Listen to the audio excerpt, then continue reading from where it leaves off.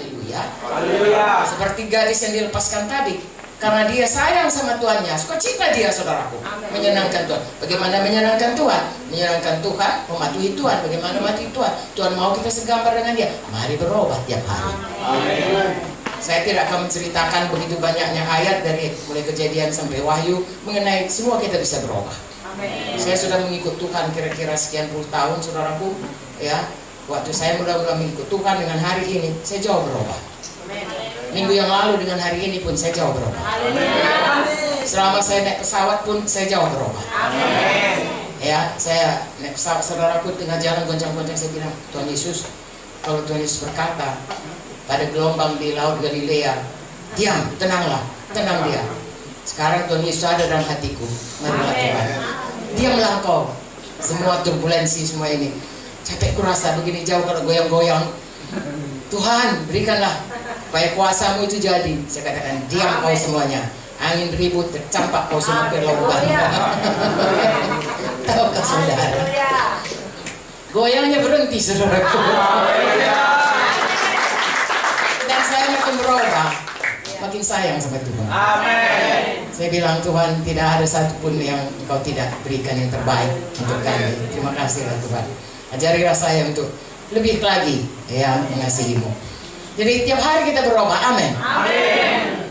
Dan satu lagi, kita diberi kuasa, saudaraku. Kalau dulu kita, kalau orang Medan bilang ditokoh-tokohi ya. Apa itu? Ditipu-tipu. Beta tipu-tipu.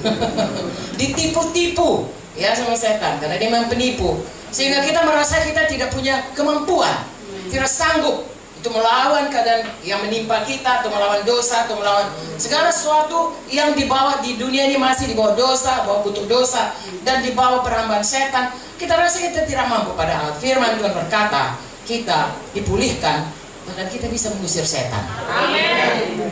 Kalau kami di daerah Karo, saudaraku, ada namanya di sana begu ganjang, ya, takut semuanya. Begu ganjang itu, begu itu adanya hantu. Ya, ganjang itu tinggi, jadi mereka bilang kalau nampak dia tinggi, anak-anak pun takut, saudaraku. Orang tua pun takut, apalagi anak-anak. Tapi, saudaraku, di dalam Yesus kita punya kuasa mengusir setan. Sekarang bukan anak-anak Tuhan yang takut sama begu ganjang yang takut. Ya, kalau kita kebaktian seperti ini, kalau ada mereka yang mau ada acara, mau memanggil begu itu, dukunnya berkata, ya, itu Pak Munte datang tidak? Kalau Pak Munte datang, nanti begunya bukan Pak Muntenya, saudaraku, anak-anak Tuhan sudah punya kuasa sekarang di bumi ini. Tidak bisa. Saudara sakit, saudara berdoa dalam nama Yesus, Tuhan menjawab. Hidup Yesus, saudara sembuh. Kudus hidupkan tubuh kita yang fana. Saya sudah 77 tahun, saudaraku, ya. Umur 30 tahun, saya sakit, saudaraku, saya jantung. Ya, dokter bilang saya harus taruh pacu jantung. Bayangkan, sudah 47 tahun yang lalu ya. Tidak pernah itu dipasang, saudaraku. Saya masih sehat sampai sekarang. Saya bersyukur. Kenapa? Karena Yesus berikan kuasa. Kuasa Yesus bekerja dalam kita. Haleluya.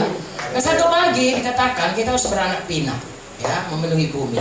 Tahukah saudara, Tuhan bermaksud anak kita banyak. Kalau orang Batak dia anaknya 33 orang. Maranak 10 orang, Marboru 10 itu katanya. Begitulah maksudnya, supaya banyak keturunan, itulah yang paling baik. Tapi yang kalau misalnya anak kita secara badani dia tidak ikut Yesus, kita akan berpisah dengan dia selama-lamanya. Amin. Amin. Makanya kita harus mengajari anak kita supaya dia sungguh-sungguh ikut Yesus. Amin. Di bumi ini anak kita, nanti di bumi baru tetap anak kita. Amin. Maksudnya sama-sama kita di sana. Amin. Tapi selain anak badani, Tuhan juga mau kita punya anak rohani memenuhi bumi. Amin. Makanya Tuhan berikan perintah agung. Amin. Jadi saya dan saudara harus beritakan Injil. Amin. Yesus itu Tuhan. Amin. Siapa percaya jadi anak Tuhan. Amin. Bagi kita itu jadi anak rohani. Sebanyak makin banyak kita memenangkan jiwa, makin banyak anak rohani kita. Bahkan Tuhan suruh kita sampai ke ujung bumi. Bagi kami di Medan, Sentani sudah di ujung bumi. Saudara boleh pergi ke Amerika. Maksud saya, semua kita mari mulai hari ini sukacita. Tidak merasa terpaksa, kalau nanti tidak kubuat Tuhan marah. Tidak. Tuhan Yesus baik sekali. Bapa di sorga pun panjang sabar. Buktinya saudaraku, masih banyak orang yang melawan Tuhan, masih banyak orang yang menyembah berhala. Tuhan masih kasih matahari, Tuhan masih kasihkan udaranya, Tuhan masih kasihkan bumi ini sisa-sisa yang baik. Masih bisa dinikmati kalau dia menyelam di Raja Ampat, ya, atau di mana saja digunakan. Mengapa? Karena memang Tuhan baik. Dia panjang sabar. Tetapi maksud Tuhan panjang sabar itu supaya semua orang datang pada pertobatan. Itu sebabnya kita harus tahu hati Tuhan. Lalu sukacita kita beritakan Injil.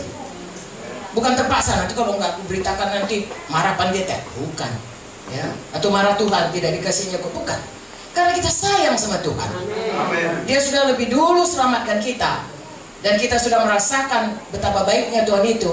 Sekarang seperti cerita yang pertama tadi, kita sudah dibebaskan Tuhan. Mari kita mengasihi Tuhan. Mari kita layani Dia dengan sukacita. Seluruh hidup kita untuk menyenangkan Tuhan.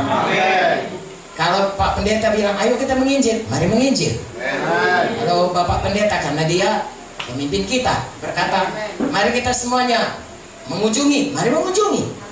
Mengapa? Karena jiwa-jiwa yang sakit, jiwa-jiwa yang perlu dilayani, tidak ada yang tahu jalan keluar, tidak ada tahu bagaimana Yesus bisa menolong kalau kita tidak datang kepadanya. Haleluya. Makanya kita datang. Ya, kalau Pak Munte suka menyanyi begini, kalau orang lain ditolong, saya juga. Ya, pada saudara pun, kalau saya sampai 77 tahun bisa ditolong, saudara pun bisa ditolong. Tapi saya harus bersaksi kepada saudara. Saudara juga bersaksi kepada orang lain.